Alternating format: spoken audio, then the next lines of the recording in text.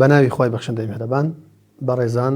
زۆر شادومانین ئەم جارش لە بەرنامەی بیناکردنەوەی تاک پێتان دەگەین. دەمەوێت شتێک بەبیرتان بینەوە لە 5 بەرنامەی ڕابردوودا کە ئێمە تۆمارمان کردو دەردەشەی هەندێک بابەتمان کرد بە پوختی شتێکتان بۆ باسکەمەوە. ئەوەی ئێمە باسمان کرد باسمان لە پەیوەندی نێوان گەردوون بەخوای گەورە کرد، باسمان لە پەیوەندی نێوان ئینسان لەگەڵ گەردوون کرد و باسمان لەو زەویەش کرد کە تایبەتمەندی چییە بەرامبەر بە هەموو هەسارەکان هەموو ئەستێرەکانی دیکە کە هەیە و لەوێوە شێوە و قەبارەی کە وەک دەڵێ جەدەلێکی مێژووی کۆنی لەسەر بوو کە شێوە و قەبارەی زەوی چۆنە، ئەو ڕۆدەمانەیە باز لە پەیوەندێکی دیکە بکەین. ئەوەیان پەیوەندی نێوان ئەو قوانین تەبیعیە کە هەیە، ئەو یاسا سروشتەی کە هەیە کە ئێمە باسمان لێکرد، ئایا کاریگەری چییە بەسەر یاسای چاکسازی بەسەر ئینسان، یاخود کاریگەری چییە بەسەر عەدالەت بۆ ئینسان؟ ئایا ئەمە دەتوانین لە ڕێگەی قوانین تەبیعی عەدالەت لە ناوە خۆمان بەرپا بکەین؟ ئەوە ئەسڵ و کڕۆکی تەوەری ئەمڕۆمانە. بەڵام بێگومان ئێمە یەکسەر ناگەینە سەر ئەو وەڵامە، پێویستی بە کۆمەڵێک پرسیاری دیکە هەیە لەگەڵ مامۆستای بەڕێز دەردەشەی بکەین بۆ ئەوی بەرچاومان ڕۆشن بێ وەڵامی ئەو بابەتەمان دەست بکەوێت. مامۆستا زۆر بەخێر، زۆر سپاس دەکەن لەگەر پێشێکی زۆر جوان. سپاسان دەکەین. هەڵبەت مامۆستا تەمانە من پێشەکان کە باز دەکەم لە بۆ بینەران دەمێ مێشتی خۆمان وەکو خۆشمان وەکو بینەرانیش بخوتکەینەوە بینەوە سەر ئەسلی بابەتەکەمان، چونکە ماوەی هەفتەیەک زۆرەکە بەرنامەکان تێدا پەخش دەکرێت. ئەمن تەوەرەکەم باس کرد، بەڵام بەر لەوەی پرسیار لە ئەسلی تەوەرەکە بکەم دەبێت پرسیارێکی دیکە بکەم. لە نێو ئەوانەی کەوا متەدەینن مولتەزیم بەدینن زۆر جار باز لە ئەسباب دەکرێت، وەک دەڵێ سەرچاوەیەکی ناو قورئانیشی هەیە، لە قورئانیشدا هەر ئەو بابەتە باز دەکرێت و کەمتر وایە باز لە قانون و قوانین بکرێت. ئایا بەمانای کەلیمە جیاوازی لە نێوان ئەسباب و قوانین بوونی هەیە؟ دوشتی جیاوازن یان یەک شتە؟ بەناوی خۆی گەورە و میهرەبان. خۆی هەتا سەبەبیش ڕاست دەکەی هاتووە لە هەموو کتێبە ئاسمانیەکان، بەڵام هەیە ئەوەندە دیندارە یان ئەوەی پێی دەوترێت بەشی سۆفی، ینی هەم شتەکی دەداتە پاڵ خۆی گەورە خۆی دەیکا، ینی ئەوەش لە خۆشەویستی خوایە. ئەوان وا دەزان ئەگەر ئیشتدا دەست ئەسبابیان ئیشتدا دەست قانون کە ئەنەهوو وەکوبری جز ئەگ لە دەسەڵاتی خوات کەم کردو نازان ئەسباب و قانونی شەرعی خوایە. ئەو لەو ڕوانگەوە یعنی دەرێ هەمووی خوایە، هەمووی ئەوە ینی حەز ناکە شتێکی بداتە دەست مادە تەبیعەت خەڵق قەرچی ناوی لێت. لەو چارچێوەیە بالفعل کەمتر باسی قانون هەیە. خۆی ڕەنگە مشکلەکە مستەلاح بی، یعنی دەتەوێت بڵێ هەردووشی یەک شتە؟ یەک شت نییە، جیاوازە. ئەسباب بەشەکە لە قانون، بەڵام قانون بەشێک نییە لە ئەسباب. باش، ینی بڕ قانون شاملترە. بەڵێ قانون لە مستەلاحی دینی نصوص بە ئەمر هاتووە، بەڵام ئەسباب ڕاستە خۆ ئێستا لە قورئان بۆ منە هەمانە ئەسباب السماوات والأرض، أسباب السماوات والأرض ڕاستە ثم أتبع سببا. خوي أسباب علاقة بأحداثة، أحداث متتالي أسبابه كاتب بشق لا قانونه،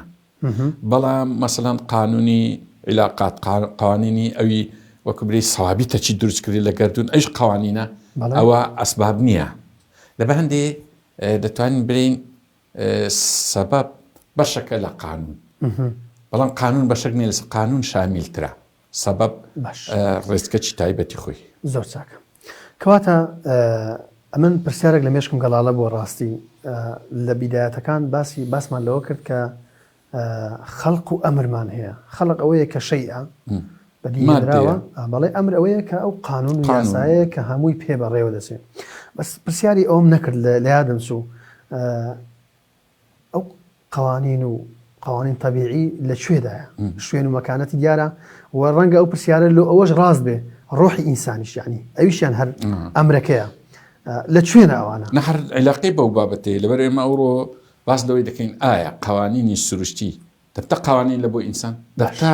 یاسای کۆمەڵایەتی، دەبتە ئەساسێک لە بۆ عەداڵەت، کاتە معنایە پرسیارەکە پرسیارەکی دەست بەجێ. ڕەنگە ڕوح بەو شێوەی کە ئەمە ئاسانترە مەسەڵەن ئەرێبرین ڕوحی ئینسان لە چێ لە مێشتە لە دڵە لە هەموو جسمیە لە هیچ جەیەک نییە و لە هەمووە عینی سوال لە بۆ قوانینی تەبیعی چکە قوانینی پەیوەندی یان بابرین ئیشی قوانینی تەبیعی لە بۆ گردون عینی ئیشی ڕوحە لە بۆ جسمی ئینسان کەواتە بڵێ ناتوانانی شوێنەکەی دیاری بکەین عینی یعنی ئەوە علمەکەی پیرگوتری ئایزۆمۆرفیزم باش علمەکە بەس لە نەزائیر دەکۆڵتەوە ینی هاوتایەکان لەو جیهانێ هاوتایەکانیش زۆر قورسن کەواتە چۆن ڕوح یعنی لە ئینسان نازانی لە چێ نەریتی بەڵام شتێکەیە دەن باشەوە پەنجەکمان بڕی هیچ خۆ نامری هەروەکو جاران کاتە لە هەندە شوێنی تر بە قووەترە لەگە هەندە شوێنی تر بەس ملت بپەڕی ناتەواو ڕوح نامینێ ئەوە معنایەکی تایبەت خۆی هەیە ئەوە قوڵاییەکی هەیە بچێت عینی قیاسای سروشتیش با بڵێین ئایا ئەستێرەکمان لادا ئیزاحەمان کرد لەو گردونی یاسای سروشتێکەکە نەخێ تێک ناچی بەڵام ئەدی مەجرەیەک بە کامیلی تێکەچی کاتە عینی شتە ڕەنگە لە هەندە شوێنی زیاتربی بەڵام بتوانی دەست لەسەر پەنجە لە سەردانی چ ڕوح لە ئینسان لە چێە چ قانونی تەبیعی لە گردون لە چێ پێت ناگری باش مامۆستا ئەمە لە قورئان هەمانە یەسئەلونەکە عەنی الڕوح قل الروح من ئەمر ربی کە بە ئەمر باسی دەکا وەک دەڵێ باز لەوە دەکرێت کە یەکێکە لە غەیبیاتەکان ئینسان لێی نازانێ ئەو مەفهومە تەواوە نەخێر دەزانین چۆن چونکە لە شوێنێکی دیکە لە یەکێک لە سمینارەکانتان بەڕێستان ئاماژەتان پێکرد دەمەوێت ئەو بابەتە لێرە باسکەینەوە ڕەنگە ڕای جیاوازی لەسەر ئەو بابەتە دروست بێ بەڵام پێم خۆشە بە شێوەیەشی منتەقی چونکە قورئان ئاەتەکەی تەخسیس کردووە ئایا لێرە مەبەستی پێی غەیبیەتی ئەوەیە کە ئینسان لێی نازانێ خۆی کە گویتی من ئەمر ڕەبی خەرگوەت زانی ئەمری خوای مەجهولە بەڵام لێرە مەبەستی ئەوەیە خەبەریە مەبەستی ئەوەی خەبەریە کە ڕێت پێ پیشان دەدەم من هەزەکرد لە بۆ دادنێ کە دەرێ خەڵق نییە ئەمرە کە بە دوای ڕوح لە بابەتی خەڵق مادە ئەشیا مەگەڕێ بڕۆ لە بابەتی ئەمر بگەڕێ لە عالەمی ئەمر لە بۆی بگەڕێ ڕوح لەوەیە بەڵام لە دوای کە درێ وەما ئوتیتم من العلم إلا قليلا لەوەی زیاتر خەڵک تێگەیەکە کاکەوتر لە ئەمری خوای و علمیشت کەمە لێ مەگەڕێ یعنی مامۆستا دەتوانین بڵێن ئەوە ڕێنیشاندەرە لەوەی ئەسڵەن ئێمە بە دوای دابگەڕین ئەم پێم وایە ئەوە دەرگەکردنەوەیە لەبۆ بە دواگەڕان بە مەنهەجی خۆی نەک دەرکە پێوەدانە لەسەر علمی ڕوح چونکە هەرچی چووە لە ڕوح گەڕایە لە بابەتی ئەشیا و خەڵق و مادە یەک جملە مفیدەی پێ دەرنەچووە مەسەڵەن هێگڵ یەک کتابی گەورەی لەسەر فینۆمۆنیزەی ڕوح هەیە بڕۆ تەماشایکە لەو سەری لەو سەری بگەڕێ جملەی مفیدەی تێدا نابینیوە لەسەر ڕوح لەبەرچی لەبەرەوەی بەو دەرگاییدا نەچووەکە لەو ئاەتەی باست کرد باش طبعا من دەبێت شتێک بەبیر بینەران بینەوە بەڕێزان ئەوەی کە مامۆساژ باسی دەکە یەکێک لە تێڕوانینەکانە تێگەیشتنی خۆیەتی بەرامبەر بۆ بابەتە دەکرێت ڕاست بێ دەکرێت هەڵە بێ و مەبەستەکەش ئەوە نییە ڕەتی هەموو ئەو شتانە بکاتەوە ئەو تێگەیشتانە بکاتەوە کە هەبووە نا ئەوەش یەکێکە لە تێگەیشتنە جیاوازەکان ئەسڵەکەی کامەیە ڕاستیەکەی کامەیە ئەوە ڕەنگە لە داهاتوودا هەندێک شت بیسەلمێنێ و ڕەنگە وەکو ئێستاش بمێنێتەوە و ڕەنگە ئەوەی مامۆساش هەڵە بێ بەڵام تێڕوانینێکە و بەش بە حاڵی خۆم بەڕاستی ڕەنگە مقنع بم بەوەی مامۆستای کە باسی دەکاتن بەڵێ بەشێکی ئەو ئاەتە خەبەریە کە هانی ئینسان بداتن بۆی کە زیاتر بە دوای ڕۆحدا بگەڕێ باشە مامۆستا کەواتە پرسیاری ئەوە بکەم ها فیزیک و میتافیزیک وەک دەڵێ ئایا قوانین طبیعی ماوەڕەئە دەمێ ئەو بابەتە شیکەینەوە چونکە ئەوە دەمانگەینتن زیاتر بە ئەسلی تەوەرەکەی خۆمان خۆی کە پرسیاری ئەوت کرد یاسای سروشتی لە چێ زۆر جار هەیە لە بەشی فەلسەفە جاروێ علمیش پەنا لەبۆی دەدرێ ئەوە میتافیزیکە یان ماوەڕاء الطبیعە كأنه منطقة مجهول چێن ئەوانەی کە ئەو ڕەئیان هەیە والله ئەو ڕەئیانە عادەتەن جاروێ ئەهلی دیندارە بەڵام کەم زیاتر ئەوانەیە فەلسەفەی مادیە دەیەوێ وەکوێ دین و خوا و نصوص و ئەوانە لە مەیدانێک جێ بکاتەوە بڕە خەیاڵی بی لە دنیای دوور بێخ کە درێ علمانیەت لەوەی هاتیە باش لەو طبیعە و ماوەڕاء الطبیعە کەواتە لە داهاتوودا ئەمە زۆر پێویستمان بۆ بابەتە هەیە کە بەتاکید زۆریش لە باسی ئینسان بەس با ئەوەندێت بێ باش گرنگە باش لە كتێبی ئاسمانی تەمەسای دەکەی شتێک نییە بە ناوی تەبیعە و ماوەڕاء الطەبیعە. عالم الغیب هەیە بەڵام عالم الغیب ئەوان ئەوەی ئەمە بەستیانەوە نییە. عالم الغیب بالفعل هەیە، ئەوە مەسەڵەن ڕۆژی قیامەتە، بەهەشتە، جەهەنەمە، دیوە شاراوەکانی ئەو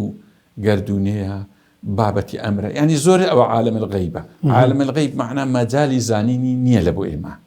و عالمەکی پێشتان و عالم الشەهادە. بەس ئەوەی درێ تەبیعە و ماوەڕاء الطەبیعە یان فیزیک و میتافیزیک ئەو لەگە ئەوەی نییە، لەگەر وەکو بری مستەڵەحەکی خەیاڵیە داهێنایە لەوە ئەوەی چی دین و میسالیات و لاهوتی و ئەو قەزیانە بێختە ئەوێ بە معنە لەو وەکو بری دوورت بێختەوە لە دنیا. زۆر باشە. ئەمن هەندێک بابەتی دیکەم هەیە، چەند تەورێکی دیکەم هەیە، بەڵام ناوڕێک وەردە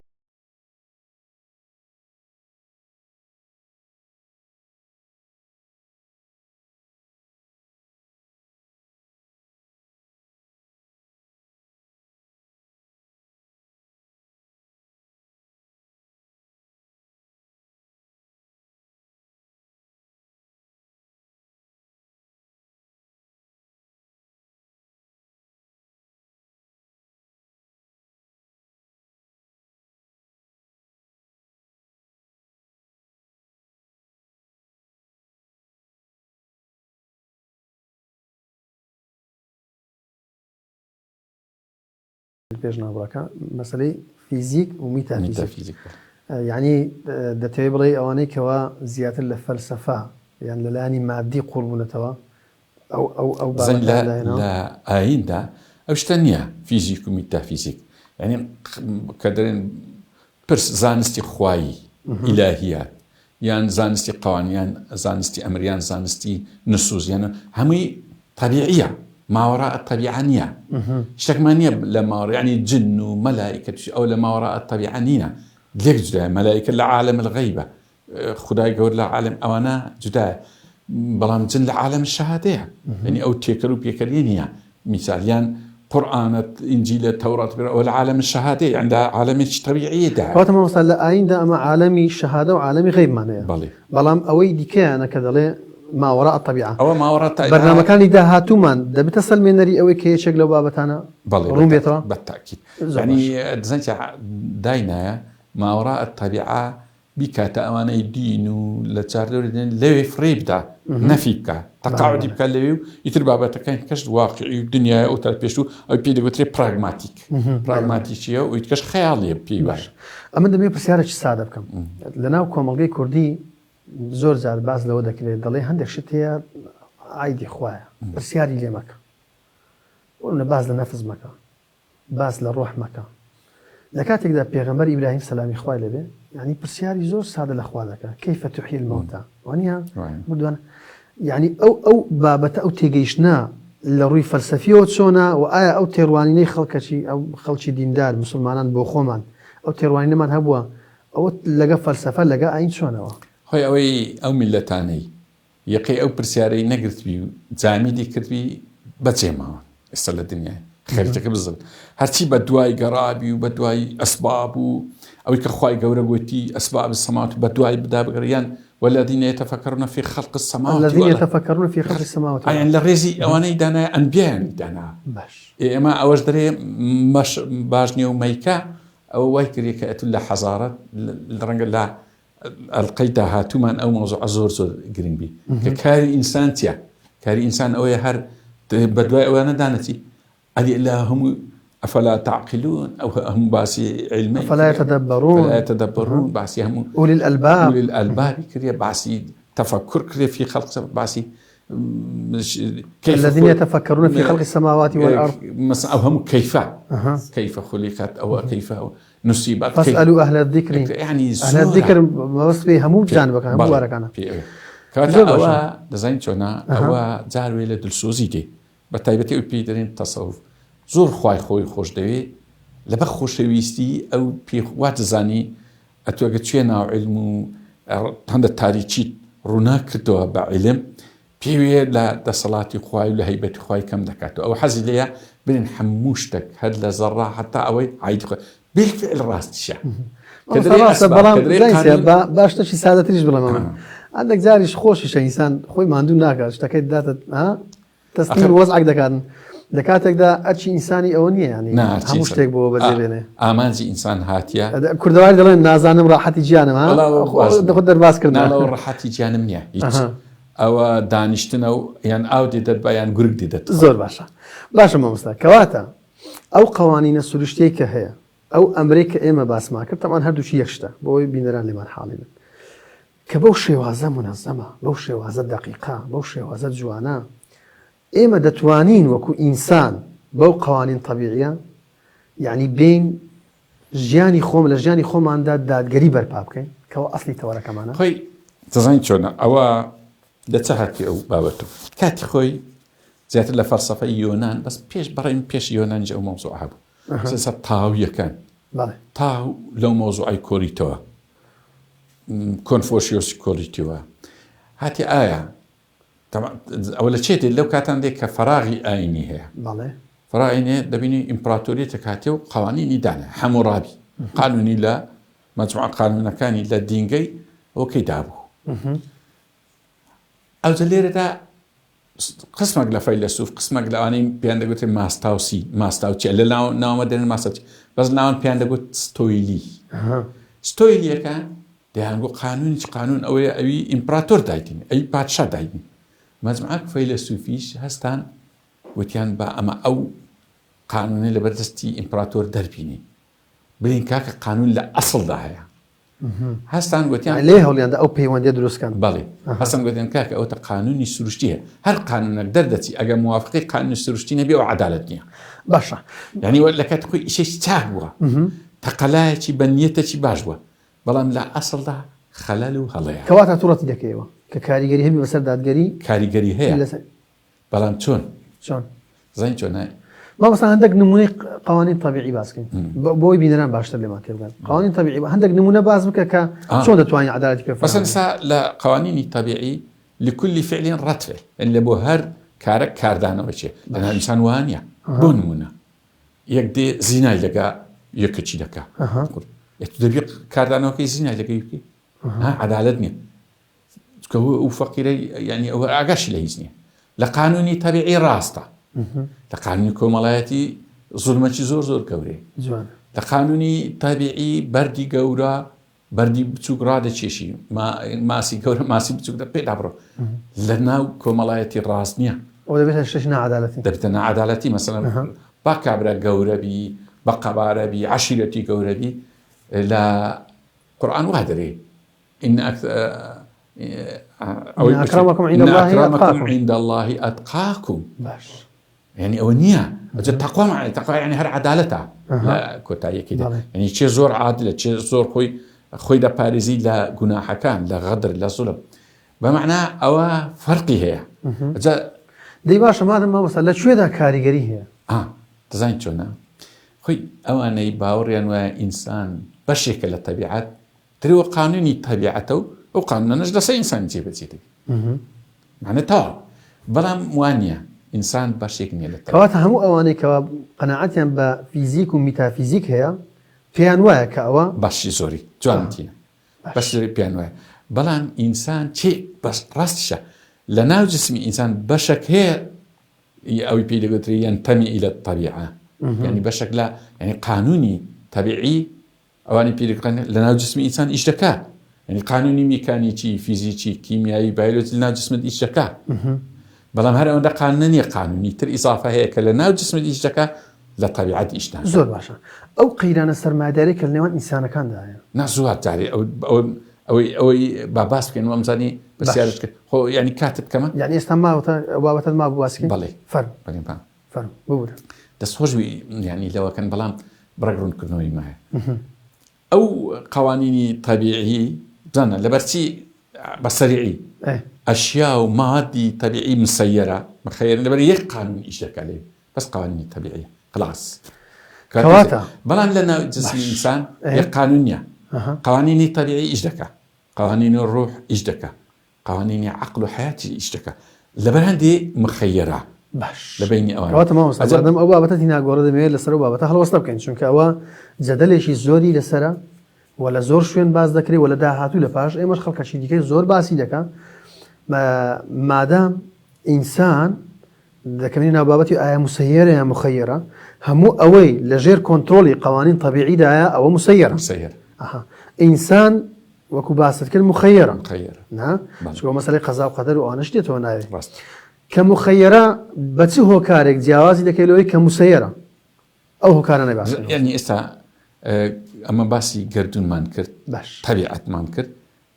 وەکوبری لە ژێر یەک قوانینی سارمی دیکتاتۆریدایە ئەگەر قسەکە لە ڕاست بیانی تا تێبگاوی بەرامبەری لەژێر سیستەمێکی کۆنتترۆلی مەزبوطدا مەزبوطی مرکزی یەک کاتە مسەیرە ینی ئاو هەر چەندی بیکوڕی فەقیری بەس دەبتە هەڵم هەر چەندی ساردیکەوە دەبتۆش لە دەبتەوە ڕقی دێتەوە ناتوانانی شتەشکە بکە یعنی زێر چی لەگە بکەی لە دنیای نابتە ئاسن نابتە زێر ینی هەرێکە ئیمکانێتی ئەوی پێ دەگوترێ الذين أعطى كل شيء خلقه ثم هدى ثم أو يعني هداياك أو برنامج لو برنامج ناتواني لعبته إنسان إنسان لجير يق قانون دانيا لجير تعدد القانون ده لا مركزي بو لا مركزي يعني إنسان لجير مجموعة قوانين لا مركزي ده خاي جورو بخوي دايتي إني جائل في الأرض خليفة مساحي بیرکردنەوەی مەساحی ئیشکردنی هەمووی فراوانە دەسەڵاتیش پێ فراوانە مەجالی هەیە خراپە بکە مەجالی هەر شەڕیش تایبەتە بە ئینسان ینی شەڕ کە دەرێن هەرێ مشکلەی شەڕ لە ئەسڵدا لە تەبیعەت شەڕ نییە سەلبی نییە بەس لە بۆ ئینسانی هەیە چکە ئینسان بەخۆی ئیکتساب دەکاویشان لە بەهەندی باسی عەقڵ و ئەوانەت کردمەوە یەک شتمانە لە ناوی ئینسانیش بەشەکی مسەیەری تێدا کامەی بۆ من ئەو جانبە لا ئیرادیەکانی ناو ئینسان ئیشکردنی ئازایەکان هەرچی لا ئیرادیە ئەوە بەشەکە لە تەبیعەت ئەوە بە قوانینی طبیعی ئیش دەکات کەواتە ئەلێش بەشەکی مسەیر لە ناو جسمتدایە بەشە مخەیرەکە ئیرادەیە لە پاش ڕوحە کە عەقڵە و ئیرادەیە و وەعیە و ئەوانە ئەوی پێی دەگوتر ئەوانە وەکوری خارجی ئیتاری قوانینی طبیعانە لەبەر ئەوەیە کەواتە قوانینی طبیعی نابتە ئەساس لە بۆ قوانینی عەدالەت ئەگە حەز لێ مەسەڵەن عەدالەت چییە یان یاسای باشە مەسە باسی عەدالەت بکەن عەدالەت بریتێ لەو قانونانەی ئەو قانونە ستاندەرانەی لە بۆ ئینسان هاتیە نەک لە بۆ طبیعەت ئەمە تازە باسمان کرد یعنی وەکو برێ ئێستا هەندێکی فتەریە بۆ نمونە ئێستا بۆ نمونە ئەن لەیسە للئینسانی ئیلا ما سعى وأن سعيه سوف يرى ئەوە دەتوێ برێ یەشێکە لە قاوانەکانی ناو عەدالەت هەر کەسێک هەوڵ دەیگاتێ ئەگەر هەوڵ نەدە نایگاتێ خۆی دەزانی لەبەرچی ئینسان ناتوانانی ئیکتشافی قوانینیان ناتوانانی بە خۆی قانون لە بۆ خۆی دابنێ لەبەر ئەوەی خۆویستە خۆی پێ باشە چی ئینسانەکەی ئیشەکەی خۆی پێ باش ئێلە دەبێ قانونێک بێت لە دەرەوەی خۆی وەکە لە سروشتیش وەرنەگری کاتە دەبی بە پەیام لە بۆت بێ لێرە دەوری پەیام ئەلێرێ گرنجەکەی دەوری وحی ئەنبیایەکان ئەوە ئیشیان بووە هەمزان لە چێ ڕادێ ناوی بە قوانینی سروشتی بکەی ناوی بە ویست و ئارەزوی خۆشت لە چێ بینی کاتە لەوێ وەکو بری دەواازەکە تەسک بۆ تەسوە لە وەیەک شوێنی لەوە بەشداری لە داڕشتنی قوانینی عەدالەت دەکات لەوێ عەدالەت بەس چۆن مەسەڵەن عەدالەت چۆنە عەدالەت هاتیە لە فیتڕەی ئینسانیش بۆ نمونە مەجموعەک دەست یەکەکی دەکوژن چەند تاوان بارە بەڵام پارەکەی دەبینی 10,000 یەکەک 5 بە ئەویتکە بە هەمووان سێ بدرێت کاکە ئەویش لە عەدالەت دەپێستەوە دەکاکەوا نابی درێتی چۆنە دەری سێ لەو من سێ لە بۆی سێ یعنی کاتە عەدالەت ئەوە چی هەیە فیتڕەتی هەیە ئەساسەکی ئیتریشی هەیە کە بە تاقیتان برین وحیە بە تاقیتان وەنیە لە ناو فترەی ئینسانیش ئەوە هەیە ئەوان هەم پێی دەگوترێت ئەو قانونانەی کە عەدالەتە کە سەروەری یاسا لە بۆ هەموو وەکوێک بی عەدالەتە بە معنە چۆنت دەوێت لە بۆ خۆت لە بۆ برایەکەی خۆت پێدا بڕۆ ئەو یاسایە تەشریعانەی کە دەردەچی یعنی هەمووی ئەوانەی کە دانرایە لە بۆ ئینسان کە ئینسان کۆمەڵگەیەکی عەدالەتی لێ دروستەبی ئەو پێی دەگوترێت عەدالەت یان یاسای کۆمەڵایەتی شتێکم بە مێشکدا هات مامۆستا لە ئەنجامی هەموو بەرنامەکانی ڕابردوو و ئەوەی ئێستاش ئەو شەنوەکەوەی ئێستا ئینسان کە گوتمان هەموو گردون بە خەڵق و ئەمرەوە لە خزمەتی ئینسانە نا ئەوە تەواو بوو کە لە خزمەتی ئینسانە ئینسانیش تاکە مەخلووقێکە کە مخەیەرە مسەیر نییە ئەوەشیان تەواو نا زۆر باشە کەواتە ئەو دقەی کە لە قورئانی پیرۆز لۆ ئینسان هاتووە کە وەصفی دەکە بە عەجوول ئینسان عەجوولە ینی خلق الإنسان عجول هەموو شتێک لە خزمەتی ئینسان دروست کراوە بەدی هێنراوە قوانین طبیعیش بەشێشی خستۆتە نێو ناواخنی ئینسان کە پێی زەبت کە اینجا بە کۆمەڵێک بە عەقڵ بە ڕۆح بە نەفس هەمووی بۆ ئەوەیە کە ئینسانێکی دادگەر بێ وەکو مرۆڤ بژی ئەوە تەواوە زۆر تەواوە ئەوەی شتێکی ئەگە ئەو ویستم پوختەکەت هینا ئامانجەکەش تەواو بستەبێت زۆر باشە تەمان بەڕێزان ئەمە لە بیدایەتی بەرنامەی باسمان کرد گوتمان هەموو ئەو شتانەی کە باسی دەکەن ئاخری دەمانێت لە خۆمان تێبگەین ئێستا تقریبان و ئەمن وامە نازانم وەڵا بینەرانیش وا دەگەینە ئەوەی کە تۆزێک بگەینەوە خۆمان لە خۆمان بکۆڵینەوە بەڵام بەڕاستی مەسەلەی مرۆڤ ئەمە لە ڕۆژە سەدیەکەی نەهاتین زۆر ئێستا تقریبان لە ڕۆ ئەمرەکەی هاتین لە بۆی داخل بووین دواتر ئەوان دیکەشی تێدا ئیزافە دەکەینەوە باشە مەسەلە و بابەتە هیچت مابوو یان بچمە سەر پرسیارەکەی ئێستا باشە کەواتە قەیرانی سەرمایەداری لە کۆمەڵگەی ئینسانی لەسەر زەوی ئایا قوانین طبیعی دروستی کردووە یان دەستنی ئینسان ئەوی پێ دەگوترێت لیبرالیان پراگماتیسم خۆی هەمان ئەو سۆفسەستایی قەدیمە کە داوای دەکرد قوانینی طبیعی ببتە ئەساسەک بالفعل ئەوە پێیان دەگوترێت فیزیۆقراتیەکان فیزیۆقراتی ئەوانە کە داوای ئەوەی دەکەن عەدالەت ناو کۆمەڵگەی بەهۆی یاسای سروشتی کۆمەڵگی سەرمایەداری نزیکە لەوەی لەو فیزیۆقراتی ڕاستە لیبرال دیموکراسیەوەیە بەڵام ئەساسە فەلسفەیەکەی زۆر نزیکە لە فیزیۆقراتی بۆیە دادگەری شتایی تێدانی ڕاستە نمونەکە لە چاو عالم جوانە سێ چار سەدەیە سەرمایەداری خزمەتی بەشەری کرێ بەڵام ئێستا پڕە لە قەیران و قەیرانەکانش حتمیە دەبابی ببی ئەم ئەو حتمی باز دەکەم لەگەڵ ئەو حتمی بەس کامەی هۆکارە هۆکارەکانی تەبعاً عینی لەوێ وایە يعني برد نظامي رأس مالي تمشاكل نظامي دەستکردی ئینسانە بۆیە يعني هۆکارەکەی قوانین طبیعی نییە دەزانیت چۆنە هۆکارەکەی لە دوو لایەندی چۆن یەکیان ئەو خۆویستیەکە ئەمە ناویلێنی مەسلحەی خاصە زاڵ دەکە بە مەسلحەی ئامە لە لایمان لەلایەن لای دین زۆر خراپە سەروی لای سەرمایەداری پیرۆزە حتا لە کوردستان ئێستا چ وێرانی کرد دەستیان بەو خیتابەی کرد دروستبوونی طبقات دروستبوونی طبقات و دروستبوونی کاکەوە بەرژۆنی تا ئینسان دەبی خۆویستبی و کۆمەڵک شەرعیەتیان بە هەندێک شتدا کۆمەڵگە وێران دەکاوە بۆشێز بۆیە لە سەرمایەداری ئێستا لە قەیراندایە لەلایەک جا ئەوەیە لەلایەک ئەو خۆویستی ئینسان بەرجەستە بوو لەلایەش کەش یاساکانیان زۆری لە ئەسڵدا نارێم ئێستا تا ڕادەیەک پاڵپشت بۆ بە یاسای سروشتی باش کەمتر بەلای پەیام و بەلای ئەو قانونانە دەستیان ئەوی هەر مستەلاحی عەدالەتی ئیجتیماعی کەمتر هەیە لەوێ لەناو سەرمایەداری چونکە هەر لە عەدالەتەکەشە کە باز لەوە دەکەن ئینسان خۆنەویست بێ خۆنەویست بۆ واتای نەخۆی سفرکە بۆ واتایی کە مراعاتی دەوروبەری خۆی بکە ینی کەسێکی خۆویست نەبێ ئەنانی نەبێ دەبی هاوسەنجێکی دروست بکە لە بینی خۆی و دەوروبەری ویستی خۆی و ویستی ئاخری بەڵێ بەڵێ ئەگە ئەو هاوسەنجێتی چکە ئەو قسە زۆر جوانە کە دەری سنووری ئازادی تو لێ کۆتایی دێ کە سنووری ئازادی لێم ئیم دەست پێک ئەرێک نابوو ئەو سنوورە ئێمانە ئازادی خەڵکی دەر عینەن اقتصاد هەشمانە فەرمودەی پێ کە ئینسان ئیمانی تاو نابێ ئەگەر ئەوەی بۆ خۆی پێخۆشە بۆ ئەوەی دیکەش پێخۆش نابێ ئەوە زۆر ڕاستە بەس شتێکی باش لێردا مەبەستم لە سەرمایەداری ئەو قانونانەی کە هەیە لێ بوونە لە سەرمایەداری پێیان وەیە ئەوە حەقا کە تو چەندی پێت دەکرێت ماڵ و سامان پەیداکە بەمعنە ئەو کاتی ئازادی میهنە ئازادی کاسبی ئازادی ئەوی خەڵکیتر دەبی بەمعنە لێرە چی لێت لێرە تەبەقات دروست دەبی ئەو تەبەقات دروست بوونە معنە عەدالەت هەرنامینەی لێرە لەبەر هەندی سەرمایەداری ئێستا لە کۆمەڵک قەیرانی زۆر زۆر گەورەدایە ئەو قەیرانە گەورانەش ینی بە سەرمایەداری چارسەنگ بەتایبەتی کەینی بۆ قەیران کاتێک کە نفوسی ئینسان زیادی کرد سە لە 7 ملیار تا 8 ملیار بە ئاشکرا سەرمایەداری دەڵێ ئەمن لەوەندەی ئێستا هەیە زیاد بکات هیچ کەم پێ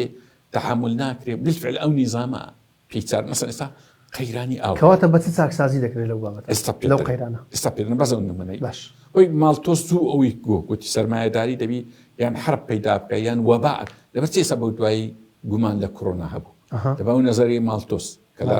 نزیکەی 100 ساڵ لەو پێش ئەوی باس کرد یعنی دەڵێن ئینسان دەبی بە تەریق کەمیکەیەوە لەبەرەوەی پێمان بەخێو ناکری ئەوە ئەو نەزەریە وای کرێت کە سەرمایهداری ئاخر نەفەسی بی ئێستا ئەی بەس چارەسەر دەکرێت خۆی بەوەی چارەسەر دەکرێت کە